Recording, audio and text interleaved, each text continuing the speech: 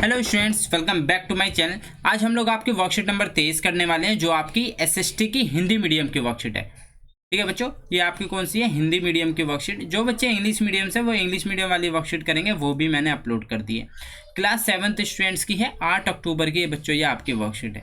ठीक है, सभी बच्चे अपने अपनी नोटबुक निकालेंगे, जिससे आप लोग हैंड टू हैंड वर्कशीट को कंप्लीट कर सकें और अपने टीचर से चेक करा सकें। देखिए, मैंने आप सब लोगों से कहा था कि आज व्लॉग डल जाएगा, तो जिस बच्चे ने चैनल को सब्सक्राइब कर रखा है उन्हें 10 बजे से पहले आज व्लॉग देखने को मिल जाएगा और वो लोग पार्टिसिपेट कर सकते हैं। और काफ़ी बच्चों की डिमांड थी कि सर गिफ्ट स्मार्ट वॉच रखी है, तो बच्चे मैंने वही रखी है, तो वही बच्चे देख पाएंगे जो अच्छे से वीडियोस को पूरी देखेंगे। देखिए, मुगल साम्राज्य। विधायक पिकनिक के दौरान मुझे हुमायूं के मकबरे जाने का मौका मिला। आइए आज हम मुगल शासक हुमायूं के बारे में कुछ जानकारी प्राप्त करते हैं। ठीक है, क्रियाकलाप 1 दिया गया, पता लगाइए हुमायूं के मकबरे का निर्माण किसने कराया था। ठीक है, आपको इसमें बताना है किसने कराया था। तो बच्चों, ये किसने के बाद करवाया आएगा। ठीक है, क्या आएगा इसके बाद? किसने करवाया। यहाँ पे गलत लिखा, मतलब दिख नहीं रहा है, तो किसने करवाया। तो इसका आंसर बच्चों क्या आ जाएगा? सबसे पहले आप ये इसका आंसर लिख लीजिए, फटाफट सभी बच्चे लिखेंगे। हमीदा बानो बेगम। ठीक है, क्या आ गया? हमीदा बानो बेगम ने क्या कराया था? मकबरे का निर्माण कराया था। तो ये हमारा क्रियाकलाप 1 फर्स्ट हो गया। अब हम वर्कशीट को पढ़ेंगे। देखिए, हुमायूं की डिटेल दी गई है 1530 से लेके 1540 एवं 1555 से लेके 1556। मुगल ज्येष्ठाधिकार के नियम में विश्वास नहीं करते थे, जिसमें ज्येष्ठ पुत्र अपने पिता के राज्य का उत्तराधिकारी होता था। इसके विपरीत उत्तराधिकारी में वे शाहदयाद की मुगल और तैमूर वंशों की प्रथा को अपनाते थे, जिसमें उत्तराधिकारी का विभाजन समस्त पुत्रों में कर दिया जाता था। हुमायूं ने अपने पिता की वसीयत के अनुसार जायदाद का बंटवारा किया, प्रत्येक भाई को एक एक प्रांत मिला। अब देखिए, इसमें दिया गया है, अपने भाई मिर्जा कमरान की महत्वाकांक्षाओं के कारण हुमायूं अपने अफगान प्रतिनिधियों के सामने फीका पड़ गया। और फिर क्या हुआ? शेर खान ने हुमायूं को 2 बार हटाया, 1939 में चौसा में और 1540 में कन्नेज में। 2 बार हराया था, 1939 में चौसा में हराया था, 1940 में कहाँ? कन्नौज में हराया था। इस पराजयों ने उसे ईरान की ओर भागने को बाध्य किया था। किस ओर भागने को बाध्य किया था? ईरान की ओर। ईरान में हुमायूं ने सफाविद शाह की मदद ली। इसकी मदद ली थी? सफाविद शाह की मदद ली थी। 1555 में दिल्ली पर पुनः कब्जा कर लिया था, परंतु उससे अगले वर्ष इस इमारत में एक दुर्घटना में उसकी क्या हो गई थी? मृत्यु हो गई थी। अब देखो, इसमें दिया गया अफगान शासक के शेरशाही के बारे में। शेरशाह का मूल नाम क्या था बच्चों? उनका मूल नाम फरीद था। उनके पिता जौनपुर के एक छोटे से जागीरदार थे। उसके संरक्षक ने उसे एक शेर को मारने पर शेर खान नाम दिया था। क्या नाम दिया था? शेर खान नाम दिया था, क्योंकि उन्होंने एक शेर को मारा था। शेरशाह ने साम्राज्य में विस्तार, वाणिज्य को बढ़ावा देने और संचार व्यवस्था को सुधारने पर बहुत ध्यान दिया। सोनारगांव जाने वाली उस पुरानी शाही सड़क की शेरशाह ने मरम्मत कराई, जिसे काफी समय तक ग्रैंड ट्रंक रोड कहा जाता था। शेरशाह ने कुल 1700 सराय बनवाई। ठीक है, जिसमें से 1545 में कलिंजर के किले की घेराबंदी के दौरान दुर्घटनावश एक तोप के फटने के कारण शेरशाह की क्या हो गई थी? मृत्यु हो गई थी।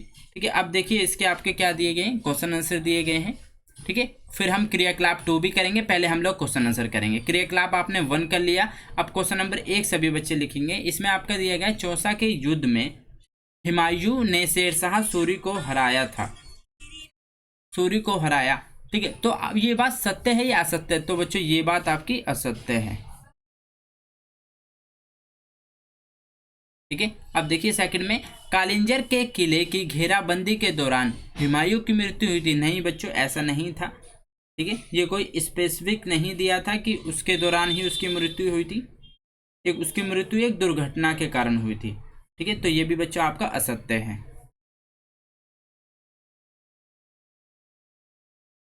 ठीक है। अब हुमायूं के पिता का नाम बाबर था, तो बच्चों ये आपका क्या आ जाएगा, सत्य। ठीक है। क्रियाकलाप 2, उत्तराधिकार के चयन के लिए मुगल किस परंपरा का प्रयोग करते थे? आज भी राजनीति में उत्तराधिकारी के चयन के लिए किस परंपरा का पालन किया जाता है? तो देखिए मैं इसका आपको आंसर लिखवा देता हूं, सभी बच्चे लिखेंगे। ठीक है। क्रियाकलाप सेकंड का हम लोग आंसर करेंगे।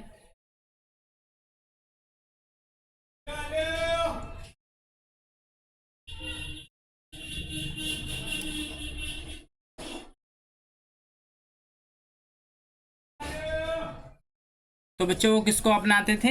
आप लोग लिखोगे उत्तराधिकारी में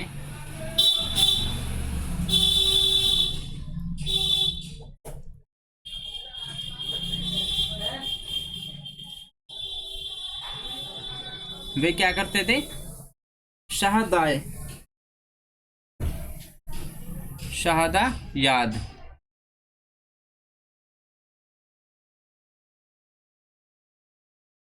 सरदार की मुगल और तैमूर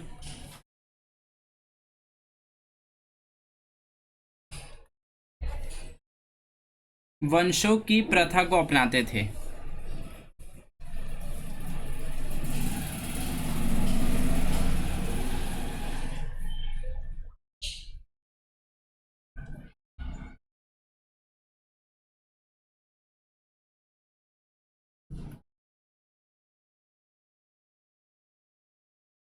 ठीक है। एक तो आपसे ये पूछा है और देख लीजिए क्या पूछा है इसमें आपसे।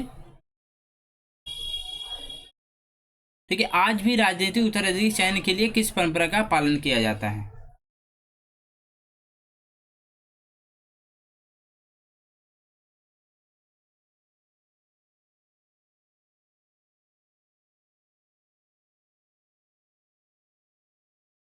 ठीक है, बस आपको ये लिख देना है। इसमें आप लिख दोगे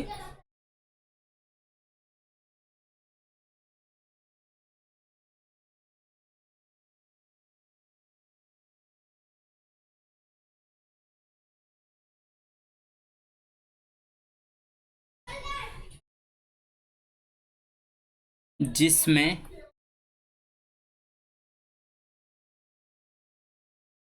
उत्तराधिकारी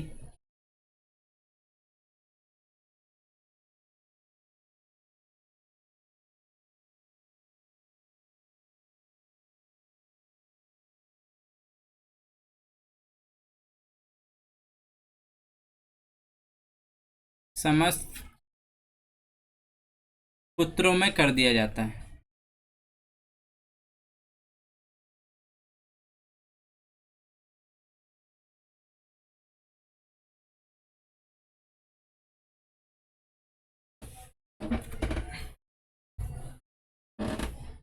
ठीक है स्टूडेंट, तो ये आपका आंसर हो गया क्रियाकलाप नंबर 2 का। तो ये आपकी वर्कशीट पूरी होती है। होपफुली आपको अच्छे से वर्कशीट एक एक बच्चे को समझ में आई होगी। ठीक है बच्चों, मिलते हैं नेक्स्ट वीडियो में। Till then bye, be safe, stay healthy. जय हिंद, जय भारत।